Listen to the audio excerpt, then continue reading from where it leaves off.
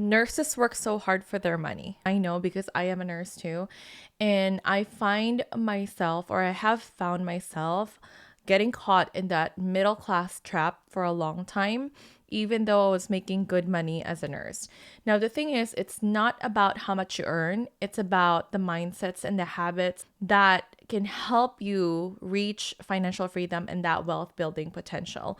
I want to talk about the middle class habits that are probably keeping you from reaching your goals and probably keeping you from being financially free as a nurse. I know I have been caught in one of these traps, in one of these habits, in one of these mindsets. And today, let's dive into what we can do to get out of that trap.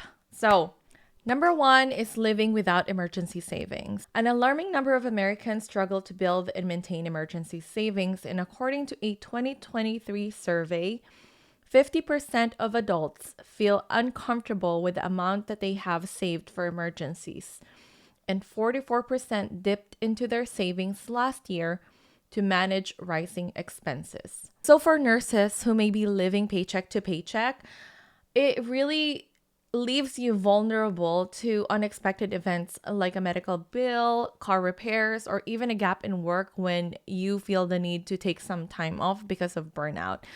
I have seen this happen with one of my clients who ended up using credit card debt to take care of her dog. Like, she ended up having an unexpected bill from the vet clinic because her dog got sick. And so she did not have any emergency savings, and she had to use credit card debt, which made her $30,000 in debt right now. And so one of the things that we really worked on is paying off that debt. Credit card bills, as you know, is one of those loans that has the highest interest rates. And so without an emergency fund, situations can really lead to that high interest debt. It can also derail your financial progress. And this has also happened to me when our AC broke. We bought an old house. And so when we got the house, we had the house inspected, of course, but the AC was so old, and we were told that the insurance will cover this, that the house insurance will cover if it breaks. And so a year after we bought the house, it ended up breaking, and it turns out that insurance does not cover it. So we ended up having to pay out of pocket for it. But the good thing is, like, me and my husband had some emergency fund to cover for those expenses. But had we not have those fund, we would have been in debt right now, or we would have been dealing with the heat during summer, where in our place, it can go up to the hundreds or high 90s like degree Fahrenheit. So really having that financial fund gives you that cushion if something comes up. And as we know, emergencies can happen anytime, and we have to be ready for it. So how we can break free from this trap is, number one is trying to save at least $1,000 for emergencies. You can just start small, setting aside a portion of your paycheck to go to this emergency savings. One thing that I always tell nurses is to put this savings in a high yield savings account. That way your money can gain some interest over time versus leaving it in a traditional bank where it's barely making any money and it's just losing value over to inflation. As you do this, you can gradually build it up to the amount of expenses that you have monthly. I recommend 3 to 6 months worth of expenses because this will give you time to find for another job if, the emergency is losing your job or losing your income. The second habit that may be keeping you from reaching financial freedom is focusing on short-term goals versus long-term goals. So I was listening to a podcast, and I don't even remember what podcast it was, but I love listening to podcasts on my way to work every day. And one of the podcasts that I was listening to is more into business. And one of the quotes that I love from this podcast is that they had mentioned that short-term thinking leads to long-term consequences. So if you want to build something sustainable, such as building long-term wealth, you have to focus on what your long-term goals are. So while 72% of US adults have some retirement savings, 28% have saved nothing. The median retirement savings for middle-class income families in 2022 was only $39,000 and far below what's needed for a secure retirement. And I have fallen into this trap even when I was a new grad nurse before. I this is the paycheck that I used to have when I was a new grad nurse. I was 3 years into nursing around this time frame. And as you can see, I did not put anything in my retirement, like nada. I thought at that time that retirement was so far away to think about. I was 21 years old and I said, I'm not going to retire anytime soon. There's no need for me to think about retirement. And so that's that. I focused more on getting more money in my paycheck. And so I did not want those money to go to my future because I want to use it now. But having that kind of mindset really derails you from having that long-term thinking, and also really will set you up for failure as far as like planning for your retirement. And I always think, and I was told that unless you want to work forever, unless you want to work until you're 60 or 70, then it's totally fine to not think about retirement right now. But if your goal in life is to make work optional or flexible, and you want to relax early when it comes to like working or in your career, then you have to start planning now. So how you can break free from this trap is looking into what you currently have right now with your current employer. If your employer offers a sponsored retirement account like a 401k, a 403b, or a 457b, or even a TSP if you work in a government, then I recommend that you take advantage of that and the tax advantages that comes with this specific account. Also, if your employer is matching your retirement, take advantage of it. This is really a way for you to be able to get free money from your employer.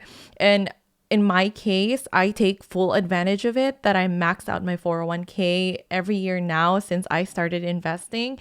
At least contributing to this account that is readily available for you is one of the things that you can break free from thinking short term when it comes to retirement planning.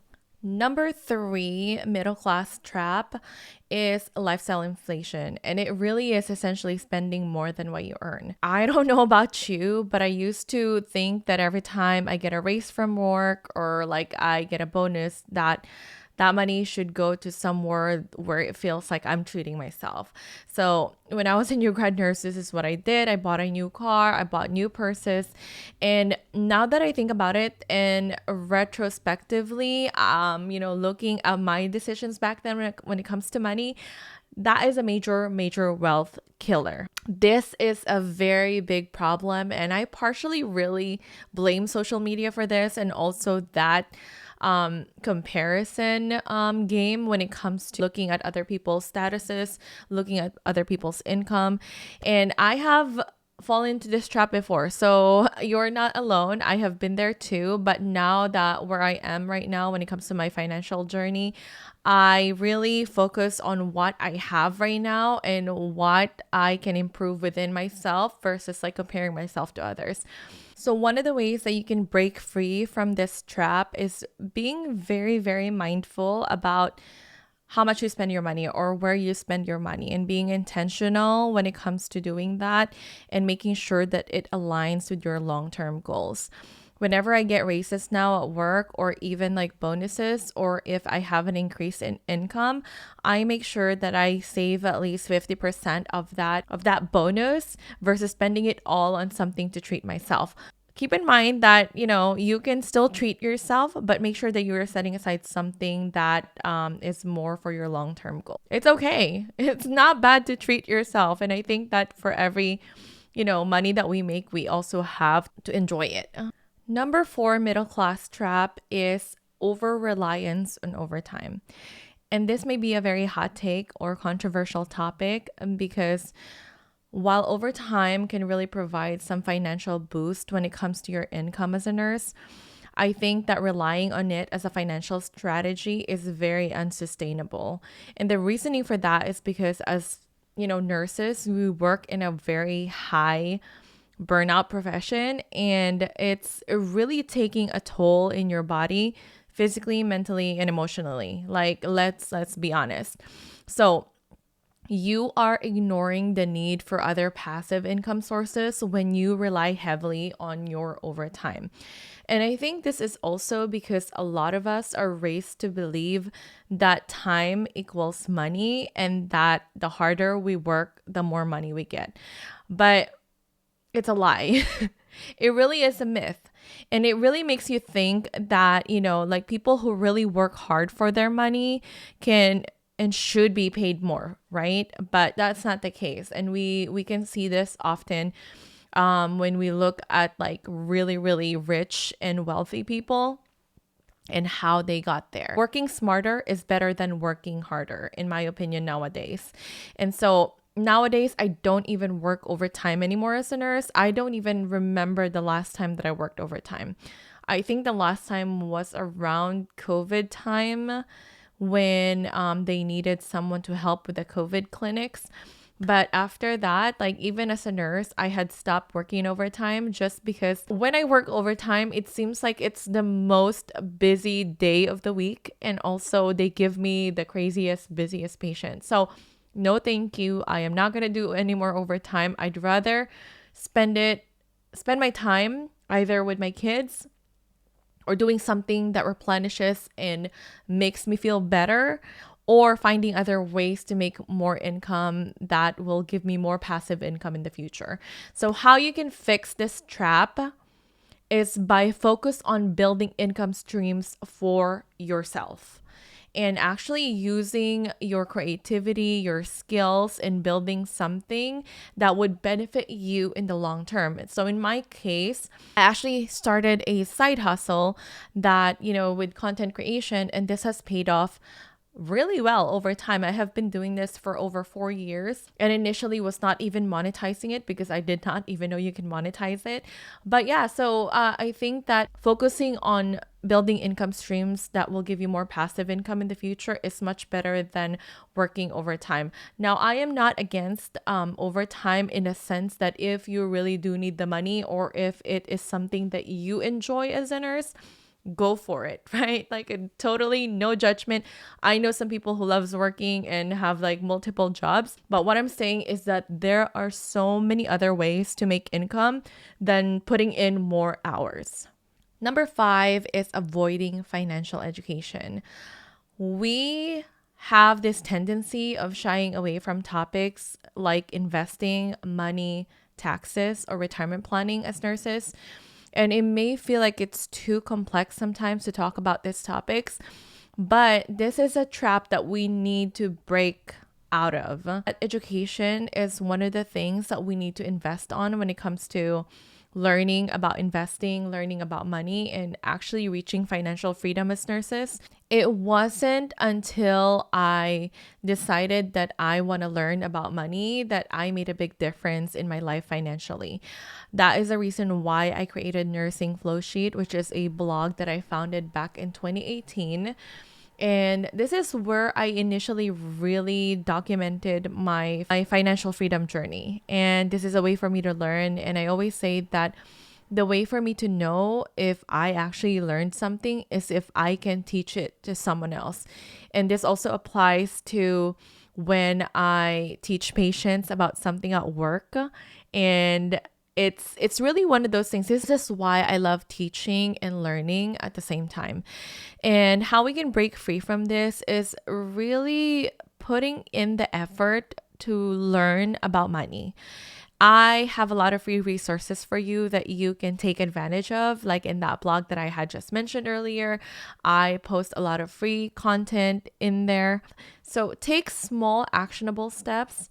And one of the quotes that I love saying and telling everybody or my audience about is that information is really useless. Education is useless if you don't put in the work or if you don't implement it. So you can learn as much as you want about money, about investing, about like taxes, watching all the videos. But if you are not putting any actionable steps into working to reach financial freedom, you're not going to get anywhere. Almost like putting in the gas in the car and it's filled up with gas, but you're not pushing in that pedal to actually start moving. So put in the work, put in the action, and really start educating yourself when it comes to money. Number 6 is failing to track your money. or budgeting. That is essentially what budgeting is. So I know that budgeting can sometimes feel very restrictive, but it is one of the most powerful tools to achieve financial freedom. And the thing is, you can make budgeting something that can work for you. You don't necessarily have to follow other people's budgets or like how they do their budgeting. There is a recent survey that says those who budget save more consistently compared to those who don't. Now, there are a lot of ways that you can budget your money as nurses, and you can just use simple systems. So, for me personally, I have tried different ways of budgeting. I have tried templates, I have tried trackers, I have tried, like even physical planners, but none of them works. But what works the best for me is zero-based budgeting, and this is just means that your income minus your expenses equals zero. For example, if you're making $50,000, you assign that $50,000 something to do when it comes to your budget. So you want to make sure that you're putting money in investments, you put money in expenses, and that at the end of the month you have zero left in your money. Pretty much like you're giving every dollar an assignment or something to do. This works a lot for me because I want to make sure that my money is working for me, and so I see to it that I have every bit of my money from my paycheck assigned to specific places in my finances. So in order to break free from this trap, what you can do is to just download an app or a tracker. That way you can see how much money you're bringing in and how much money is going out.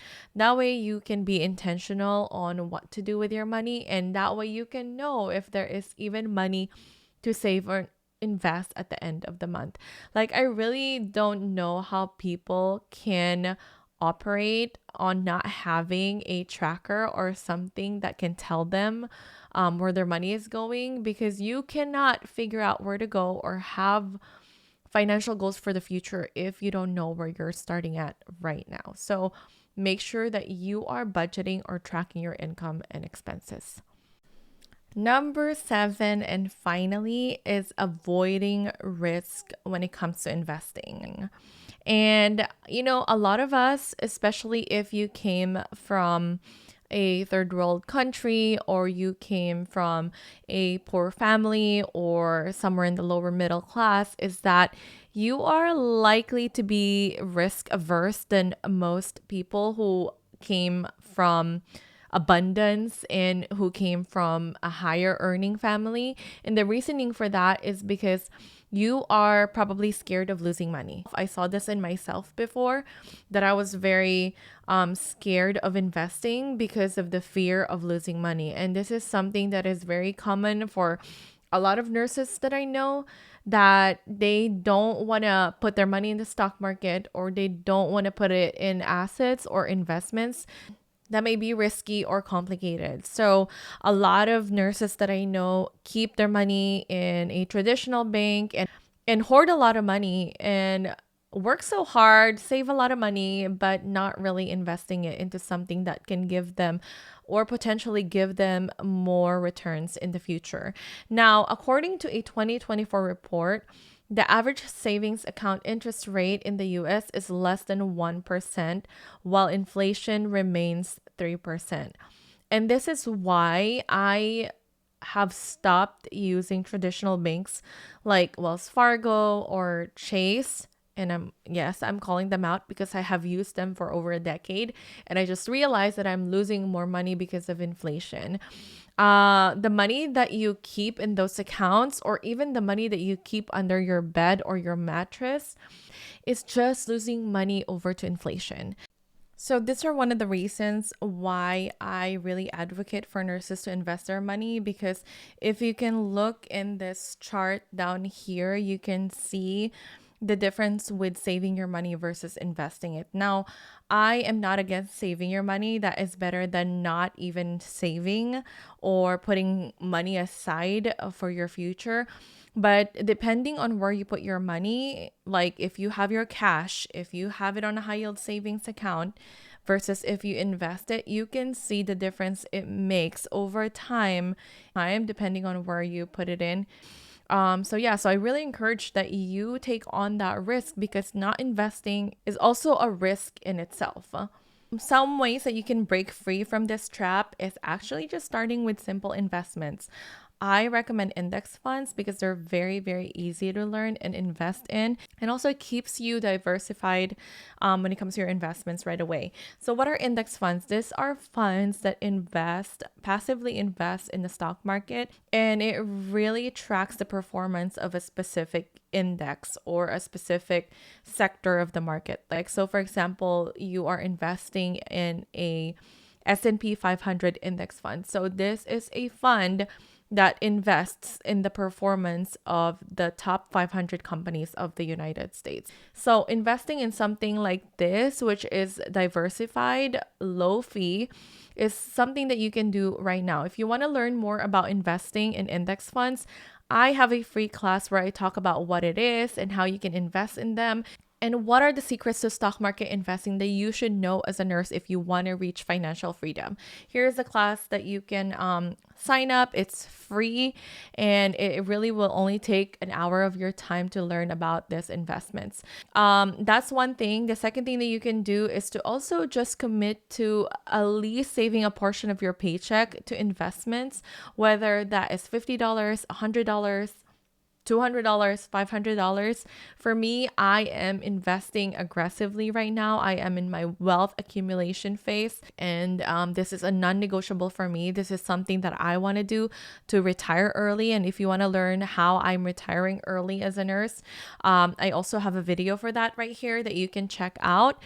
So those are some of the traps that are probably keeping you stuck right now financially. As you can tell, achieving financial freedom really requires more than efforts. It also requires building good money habits and mindset around, your commitment to long-term growth. And I think by addressing all these pitfalls, you can take control of your finances, build wealth, and achieve financial freedom, and actually build the life that you really want for yourself, which is essentially what financial freedom is. If you like this video, I would appreciate if you like it, and also subscribe to the channel if you want to learn more how you can become a financially free nurse and how you can design the life that you want for yourself. I love connecting with nurses, and one of my goals is to make 1 million nurses become millionaires, because you totally deserve it. And so if that is you, make sure that you also connect with me in the community, and we can all build wealth together. So hopefully I'll see you in the next video, and yeah, stay hydrated, stay invested. Bye.